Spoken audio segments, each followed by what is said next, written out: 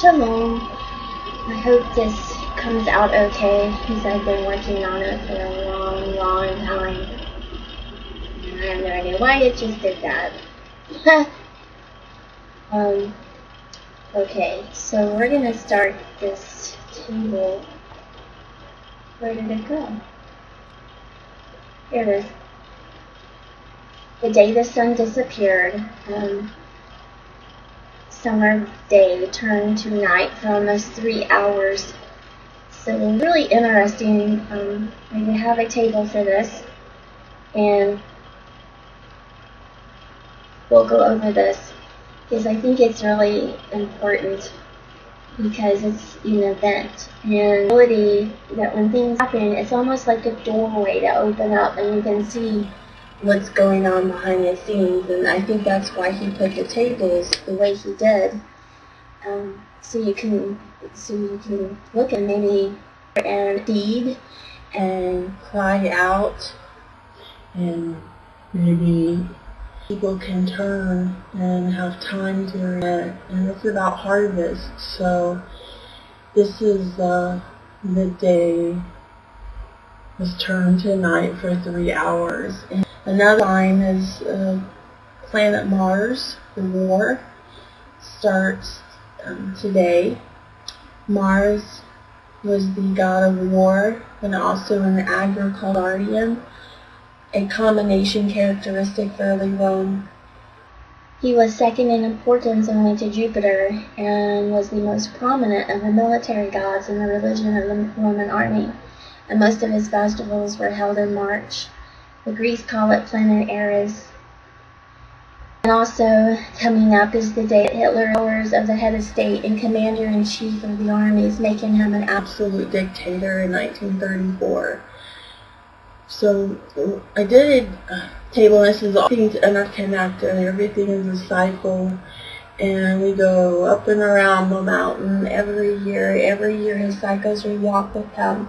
And as we keep getting up the mountain, the peak, the summit gets closer and closer together, so things may seem to be repeating because they are, but they're just happening in a different way. So this table, America, the reason this is going to be done like this is because of new moon on Elul 1, which it has an eclipse again, and this just happened last year on Elul 1, August 21st.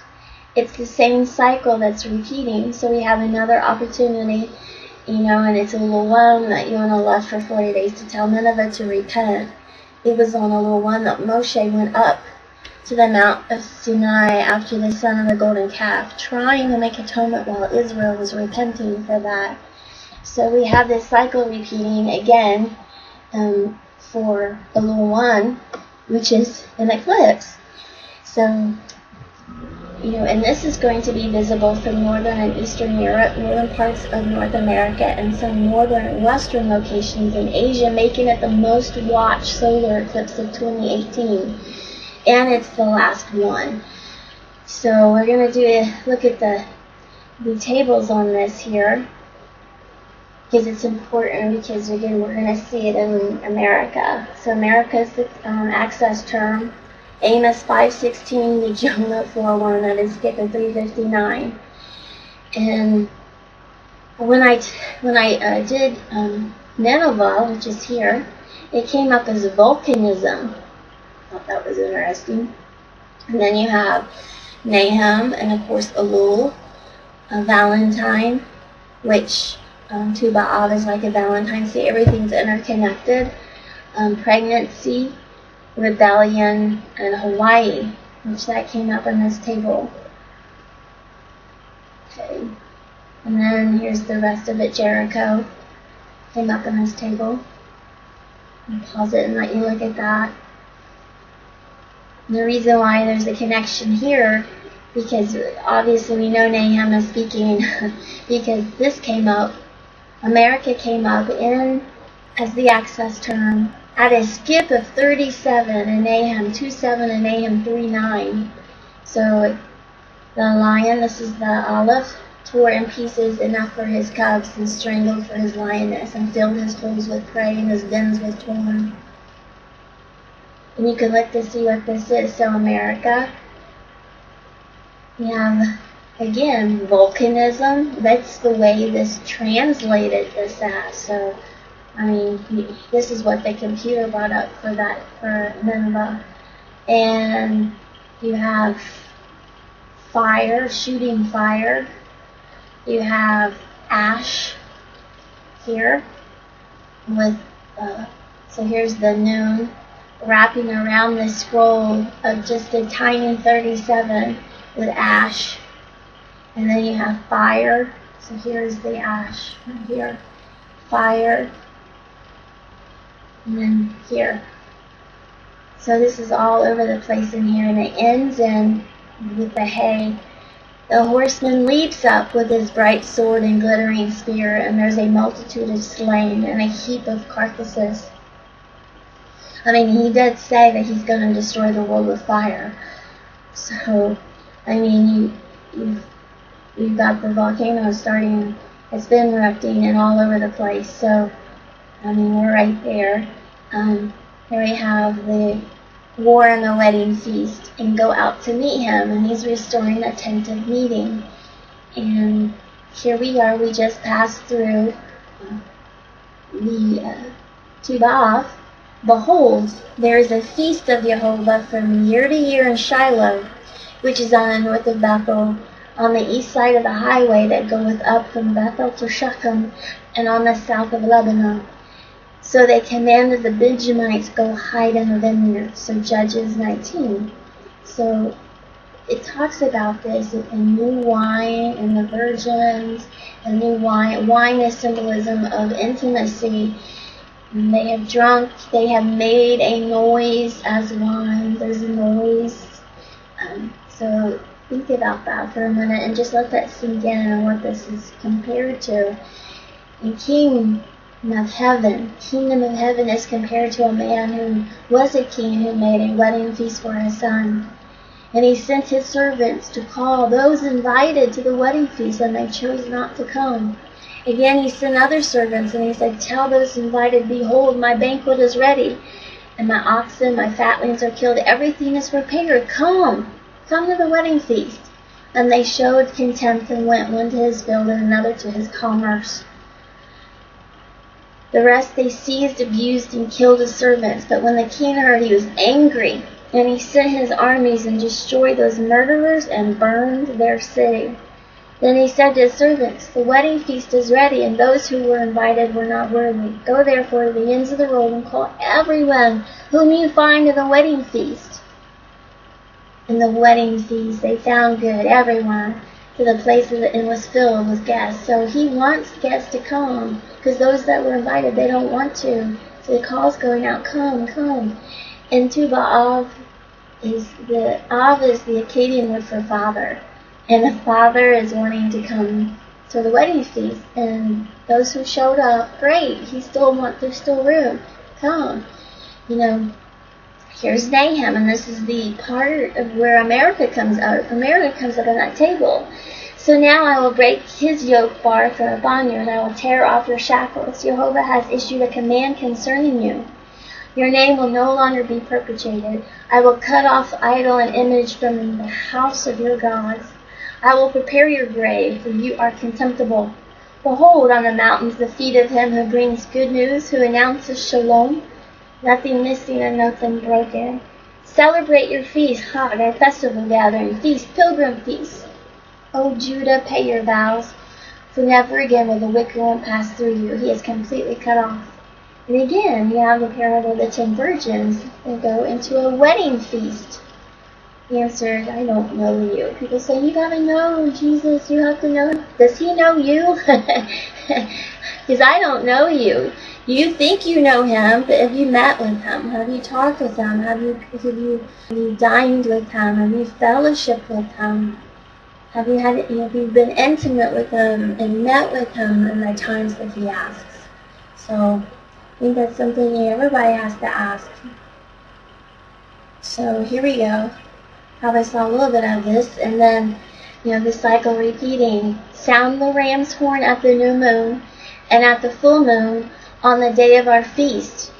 So I put this in here because this really started flowing. So the full moon, the Hag, or the festival gathering, even the minor feast days have had eclipses. So we have to the Shabbat with the super blue blood moon, and then now we've had a blood moon on Tu B'Av. So these were feast days that he's actually marked this year with an eclipse. You can't fake those. You just can't, And what is he doing? He's restoring the walls and the fallen tent of David. Because as we meet with him in our time, he meets with us from the Shamayim, and there's a connection. There's like a ladder that's there, and we fellowship with him in this moment. For this is the statute for Israel, and the ordinance of the Elohim of Jacob. He had ordained it as a testimony for Joseph when he went out over the land of Egypt, where I heard an unfamiliar language. So in Egypt, there would be an unfamiliar language, and he's proclaiming this. So I wanted to, and you could just read in different, translations in the law, his Torah, his instructions. And it's so great because righteousness and justice are the foundation of your throne. Loving devotion and truth go before you. So you need to look these words up. Righteousness and justice. Because an ancient, again, Hebrew concept of judge is one who restores life. Truth. What is the truth?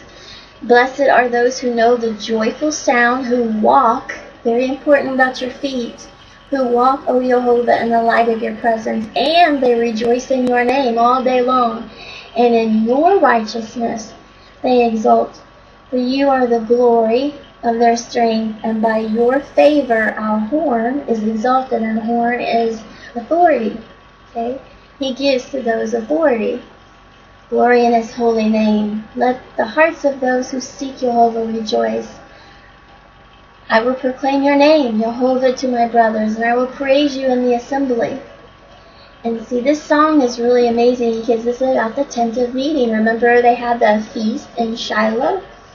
And though there's fear in your streets tonight, something's already birthed. The tabernacle is rising right now in the hearts of those who believe. And there's a sound of a freedom shout rising up from under your feet. If you lift up your voices and call on the Lord, he will come. And the nations will see that salvation comes from Zion. So his salvation, Yeshua, Jehovah's salvation.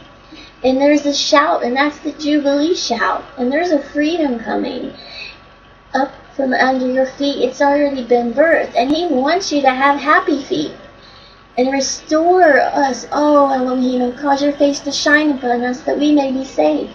And don't you want happy feet too? And you have to look at this. You can go back to what Biltz had said about the war starting and the Ottoman Empire. It's very important because the enemy has an appointed time too. And he has a short time, and they know it, and that's why they want everybody to get off track. And now's the time to get even closer in your walk and get closer in his circle and his, dance in his circle with him. And it says that we can be sure that we can come to know him if we keep his commandments. If anyone says, I know him, and does not keep his commandments, he's a liar and the truth is not in him. But if anyone keeps his word, the love of Elohim has truly perfected in him. By this we know that we are in him. If we say that we have fellowship with him and yet walk in darkness, we lie and do not practice the truth. It's very important to be a doer of the word and not just a hearer only. Do the word. I know now that it is not a commandment to light the candles, but he did say, let your light so shine. So I still do it, and I thank him for it.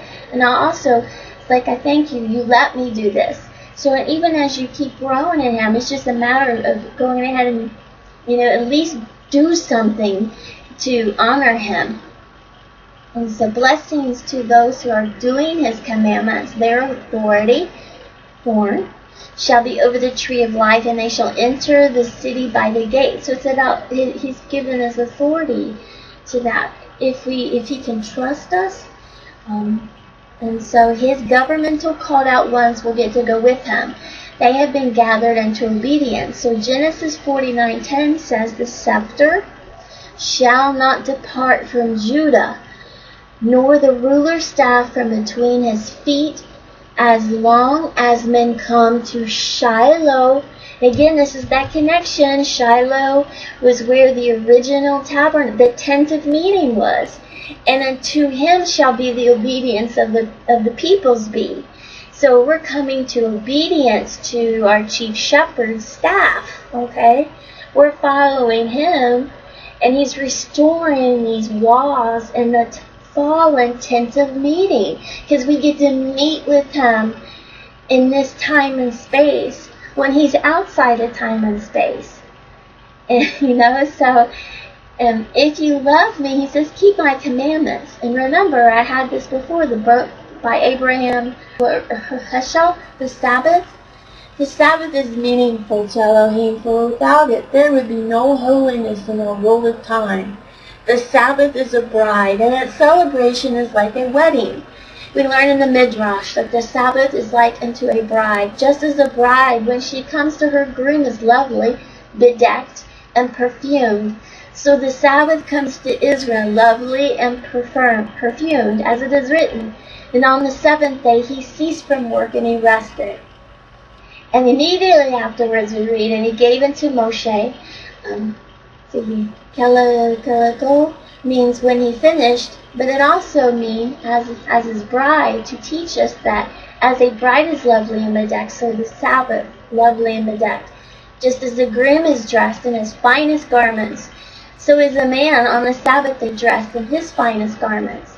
Just as a man rejoices all the days of his wedding feast, so does the man rejoice on the Sabbath.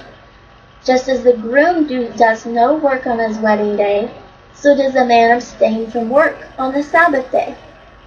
And therefore the sages and ancient saints called the Sabbath a bride, and sanctification is the Hebrew word for marriage.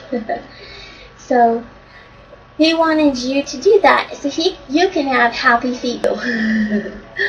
And now this is kind of, we're going to transition, because everything again is connected. So he's rebuilding the tent of meeting. He's restoring the feast days. It would make sense if the new moon is, you can have that only an eclipse on a new moon.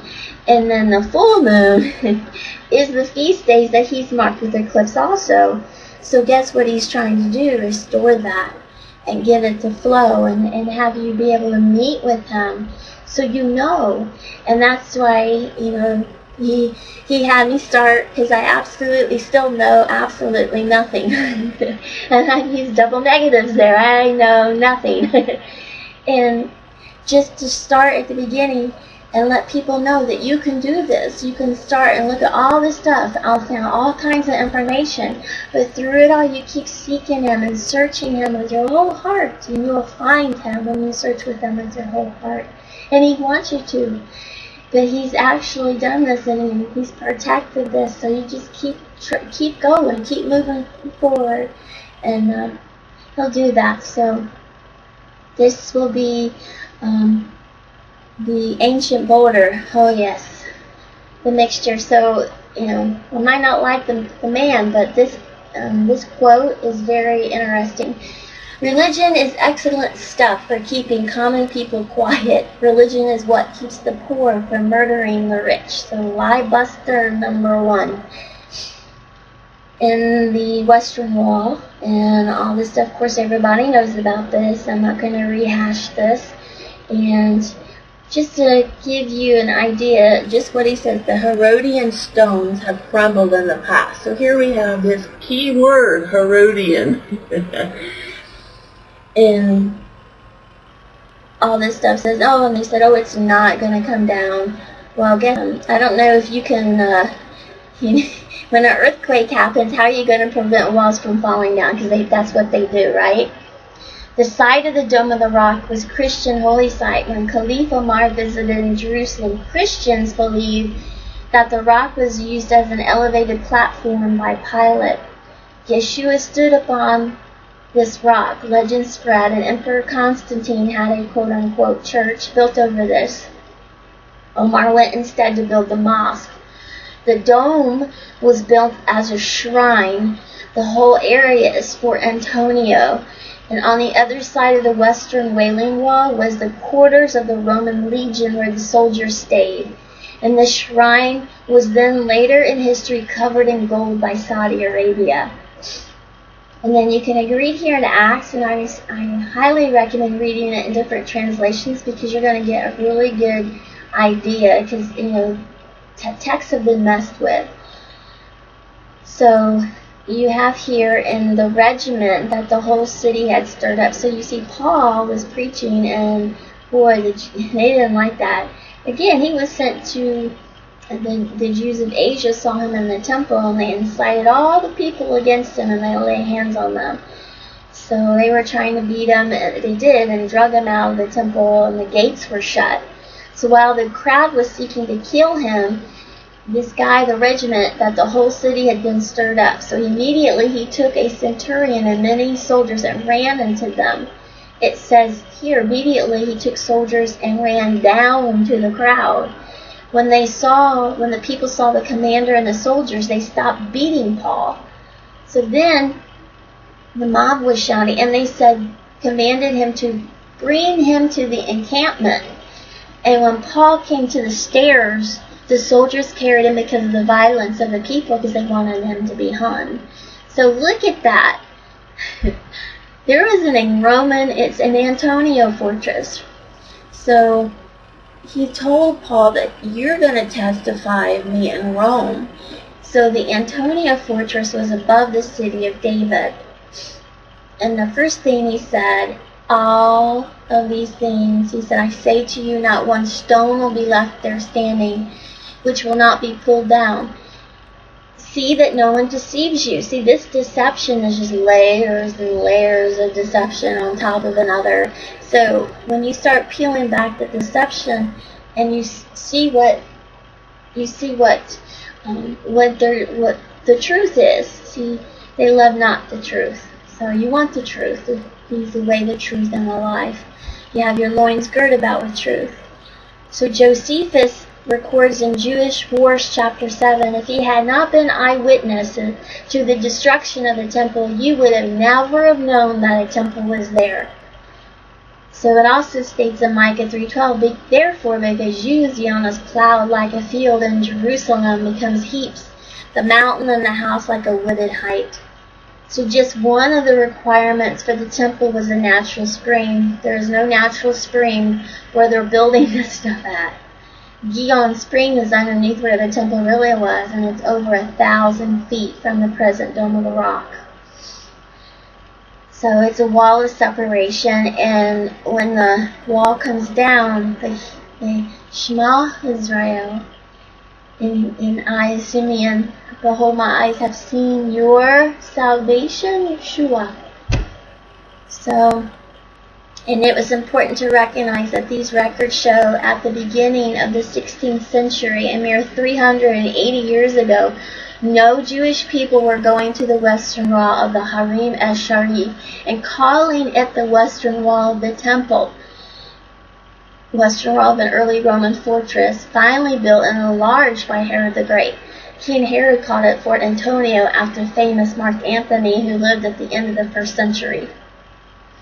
So, there is not one mention of the importance of the Wailing Wall that was located at the western wall of the Harim Esharif in these early records.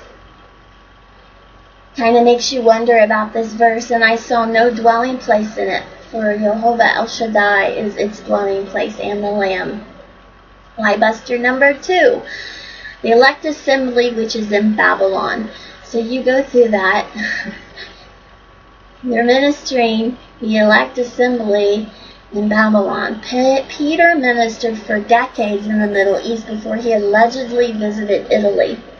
The entire claim that Peter died in Rome has been called into question by archaeologists who may have found his tomb in Jerusalem. Simon Bar-Jonah. He preached to the circumcised. And then Paul was sent to the Gentiles. So there's a lot of politics. So poly is many and ticks is bloodsucker. So I'll let you. There's a lot of politics and a lot of stuff. With the Roman Church altered their own versions of scriptures.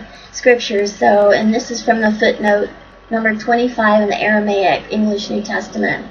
Paul was sent to the Gentiles. So it says right here, highly esteemed, whether there makes no difference to me. God does not show favoritism, for those leaders added nothing to my message. On the contrary, they saw that I had been entrusted to preach the gospel to the Gentiles, just as Peter had been to the Jews. For God, Elohim, was at work in Peter's apostleship to the Jews, was also at work in my apostleship to the Gentiles. So, and he did again. He talks about Paul being sent to Saul, okay, and they all Hellenized all the names. So, and then the Catholic Church was also angry because of the Jewish state law, which is really interesting because the Sabbath is what's returning to the covenant, because they thought, the Catholic Church thought they had more authority than the scriptures and changed it to sun worship, to Sunday. The Sabbath returning to the covenant, 6 days you shall serve, avad, and do all your business. Okay, in this verse, the words avad meaning serve, and the lachem meaning business, just as Elohim did his business in 6 days, he directs Israel to do the same. But on the seventh day, Shabbat of Yehovah, your Elohim, you will not do any business. And again, remember, it's a meeting time. He's restoring the tent of meeting. And when these code tables are being done, it's anyone. He's allowing anyone to do this as long as you receive it, you receive Yeshua, receive your salvation, and turn and go back to the way it was in the beginning. So it means to turn, teshuva, turn. So, which is really amazing. And I have this in my other videos, so you can look on that. The name of the letter Tav is derived from the word Tav, meaning mark, as well as a covenant. Wherefore the children of Israel shall keep the Sabbath, to observe the Sabbath throughout the generations for a perpetual covenant. It is a sign between me and the children of Israel forever, forever and ever. For in 6 days Jehovah made heaven and earth, and on the seventh day he rested and was refreshed. On the seventh day Israel returns to the covenant. So this is from the ancient Hebrew. Again, go and look to see what these different words mean. I don't know. I don't know that I would trust the Catholic version anymore, huh? But it's very important. So this table that I did for the day the sun disappeared, it is really intense. So Russia is the access term in this, which is in red. So Russia is here. And it's at a skip of 94 from Numbers 21:5 and Numbers 22:5. So I just started like 3 for 3 hours. 3 is right here. Okay. So 3 is, that would be Shalishi. Okay, so July, which is the month this happened in, sun, Lila. So we have gloom or darkness here. We have Mara, bitterness right here. So this is the 3, and then this is Russia. So from Russia comes the bitterness, okay? Bear. And then I thought it was really something because I felt impressed, to look up Daesh, and it is. It's in here. And Daesh is Dalet Aleph Shen, and the Daesh is right here. So you have the 3 here, Daesh. Okay, and then I looked up Mecca. Mecca is right here, standing upright. And the Mem, the Kaf, and the hay. And then I wondered if there's a covenant, because I remember that video that was leaked when, oh no, Obama was meeting with I can't remember the president, and to tell Vladimir Putin that he would have more liberty or something in a second term. So here's Barack, and then here's a treaty undergone, right here, Treaty Concord Pact, which is right here with Barack. Okay, and then I looked up, because again, here's locust, because they have a king over them. Amos says that in the Septuagint. So it's like a locust army that spreads over, so it would be like Daesh, right? Okay, there's Barack. And then, of course, I had to look up to see if the symbol of a donkey was in here, and it is. And so is an elephant with Iran. You see, do you understand why he's going to, again, he's going to protect those that belong to him. There's groups of people within this. There's not just one thing that's going to happen. There's layers of stuff. And he's going to protect those that belong to him, and those that are called by his name, and those that have been marked from the beginning. He knows those that belong to him, and not one will be lost. Okay? So, again, we have these symbols, and just like the Senate killed Caesar or assassinated him, there's so many. There's a political assassination, there's character assassination, there's so many different things that there's layers of, and it's not just one thing. You know, so I want to take caution in how things are interpreted, because again, you have fire, and you have, who would have thought that Nineveh would have been translated as volcanism? I mean, he's doing something, and he's doing things, and he's burning the dross, and however that looks, I'm not sure the how, but we know the why. Because we're wicked. Our nation is wicked with what we've done with the children, and the pride and the marching, and one person can affect the whole nation. Look what happened. They weren't supposed to do some stuff, and you know, read your history. So we have flood. Flood is in here, and that is deluge, which is here. Flood, standing right by this axis term, Russia. We have war. You see Ukaz or Ukasa, and that's Imperial Russia had the force of law or decree. And then we have the veiled is worsening in the wrath, and it's been written, and I have this. It has something to do with plastic, but I'm not sure what. But this did come up in here, and it's out of skip of 94. And look at all these access terms that's standing right up in here. I mean, that's pretty amazing. So it's encouragement, and it's also a warning, and for the intercessors to start interceding for your families, for people. Look in the book of Job, in a dream and a vision of the night, when deep sleep falls upon men, he seals their instruction, and it gives them one and sometimes 2 times or 3 times warning.